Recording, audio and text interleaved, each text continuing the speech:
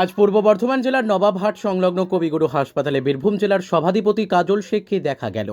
তিনি তার জেলার সাঁইথিয়া বিধানসভার সিউড়ি ২ নম্বর ব্লকের কুটপুরি তেঘরিয়া গ্রামে ৩ দিন আগে একটি গ্যাস সিলিন্ডার বিস্ফোরণের ঘটনা ঘটে। ওই বিস্ফোরণে গুরুতর জখম মোট ৮ জন। আহতদের মধ্যে কয়েকজনের অবস্থা আশঙ্কাজনক হওয়ায় তাদের স্থানান্তর করা হয়েছে বর্ধমানের নবাবহাটের কবিগুরু হাসপাতালে।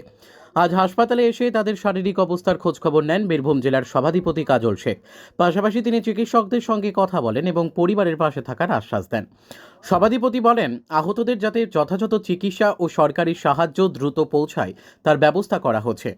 স্থানীয় স্তরে এই ঘটনার ব্যাপক চাঞ্চল্য ছড়িয়েছে বলে খবর। উনি আরও বলেন, মমতা বন্দ্যোপাধ্যায় আমাকে সভাধিপতির পদে বসিয়েছেন। সকল ধর্মের মানুষ, হিন্দু, মুসলিম, শিখ, জৈন সর্বস্তরের মানুষের পাশে থাকার জন্য। বর্ধমান ছাড়াও বোলপুরের হসপিটালে কিছুজন ভর্তি রয়েছেন, সেখানেও তিনি ৩ দিন আগে গিয়েছিলেন তাদের দেখতে। সর্বশেষ তিনি বলেন যে উন্নত চিকিৎসার জন্য যদি কলকাতা যেতে হয় তাহলেও তিনি পরিবারের পাশে সবসময়ই আছেন। পূর্ব বর্ধমান থেকে সমীর কুমার পাত্রের report, crime press Bengal news. Sainthia বিধানসভার পুরন্দপুর ২ নম্বর ব্লকের সিউড়ি ২ নম্বর ব্লকে পুরন্দপুর ব্লকের সিউড়ি ২ নম্বর ব্লক, পুরন্দপুর ব্লক নয়, কুষ্টগুড়ি তেঘরিয়া গ্রামে গত ৩ দিন আগে একটা সিলিন্ডার বাস্ট হয় এবং ৮ জন ভীষণভাবে ইনজুরি হয়। ৮ জনের মধ্যে ২ জনকে প্রাথমিক ট্রিটমেন্টের পর ছেড়ে দেওয়া হয়। ২ জন বর্তমানে বোলপুরে চিকিৎসাধীন আছে বেসরকারি হসপিটালে এবং ৪ জন এই কবিগুরু হসপিটালে অ্যাডমিট আছে। এই ৪ জনের মধ্যে ৪ জনই বলতে পারেন অবস্থা খারাপের দিকেই আছে এবং এরা প্রত্যেককে দরিদ্র সীমার নিচে বসবাসকারী মানুষ।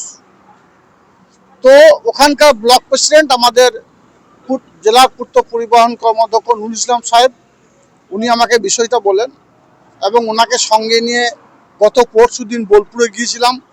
বাকি 2টো পেশেন্টকে দেখে এসেছি। আজকে এই 4টে পেশেন্টের কাছে এলাম এবং এদের সাইডে সুস্থতা কামনা করছি এবং এদেরকে আর্থিকভাবে যতদূর পেরেছি সহায়তা হাত বাড়িয়ে দিয়েছি এবং আগামী দিনে নার্সিংহোম কর্তৃপক্ষের সঙ্গে কথা বলে এনাদের পরামর্শ মতো ওই পেশেন্টগুলোকে কলকাতা নিয়ে যাওয়ার ব্যবস্থা করব, আরও উচ্চ পর্যায়ের ট্রিটমেন্টের ব্যবস্থা করার জন্য, কারণ এটা লং টাইম প্রসেস।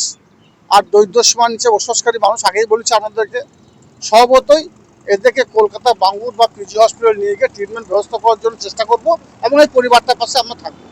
এত ব্যস্ততার মধ্যেও আপনি এলেন, দেখা করলেন, এই যে মানবিকতা বারবার পরিচয় আমরা দেখি, মানুষের পাশে ঝড় বৃষ্টি, অর্থাৎ বলা যাবে ঝড় বৃষ্টি ভরসা, কাজল সে কি ভরসা, মানুষের পাশে থাকেন, কেমন লাগে? দেখুন, মাননীয় মুখ্যমন্ত্রী মাননীয় মমতা বন্দ্যোপাধ্যায় এবং আমার দলের সেনাপতি অভিষেক বন্দ্যোপাধ্যায় আমাকে বীরভূম জেলার সভাধিপতি আসনে বসিয়েছেন।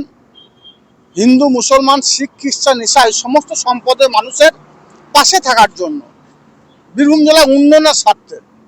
তো সুখ দুঃখে মানুষের পাশে থাকা, কিছু মানুষ কিছু পরিবার দুঃখে আছে, তাদের পাশে থাকার জন্যই আমি এসেছি।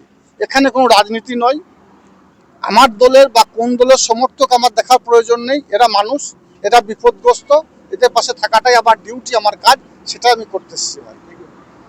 তোমার আমার সকলেরই একটাই পছন্দ, মাদার্স চয়েস। ঘরে সুগন্ধি ভাত, প্রতিদিনের রান্নায় নিখুঁত স্বাদ, চাই উন্নত মানের চাল। তাহলে আর দেরি কেন? আজই যোগাযোগ করুন ধনরাজ অ্যাগ্রো ইন্ডাস্ট্রিজ প্রাইভেট লিমিটেডে। আমরা আনি আপনার টেবিলে খাঁটি ও মানসম্মত চাল মাদার্স চয়েস নামে। একবার ব্যবহার করুন, আর ফিরে তাকাতে হবে না। বিশ্বাসে গড়া গুণগত মানে সেরা মাদার্স চয়েস। মা যেমন চান, চাল তেমনই। যোগাযোগের জন্য এখনই কল করুন 8509752023 এই নম্বরে। মাদার্স চয়েস শুধুই সেরা নয়, সবার প্রথম পছন্দ।